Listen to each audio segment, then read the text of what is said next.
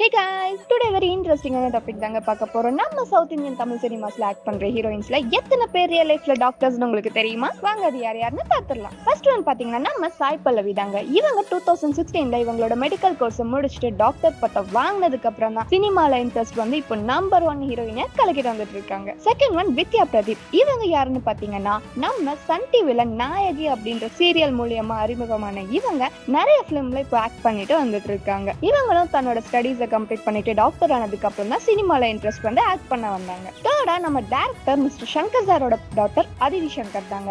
இவங்க MBBS முடிச்சுட்டு அதுக்கப்புறம் தாங்க சினிமா இண்டஸ்ட்ரிக்குள்ளேயே வந்தாங்க. இவங்க ஒரு ஆக்டர் மட்டும் இல்லாம இவங்க ஆக்ட் பண்ண பிலிம்லயே சாங்ஸ் எல்லாம் பாடி இருக்காங்க. தென் ஃபைனலா ஐஸ்வர்யா லட்சுமி. இவங்களும் 2016ல இவங்களோட மெடிக்கல் கோர்ஸ் ஃபினிஷ் பண்ணிட்டு டாக்டர் ஆனதுக்கு அப்புறம் தான் சினிமால இன்ட்ரெஸ்ட் வந்து நிறைய தமிழ் மூவிஸ் அண்ட் மலையாள மூவிஸ்ல ஆக்ட் பண்ணிட்டு இருக்காங்க. ஓகே गाइस, மறுபடியும் இதே மாதிரி இன்ட்ரெஸ்டிங்கான ஒரு வீடியோல மீட் பண்றேன். பை.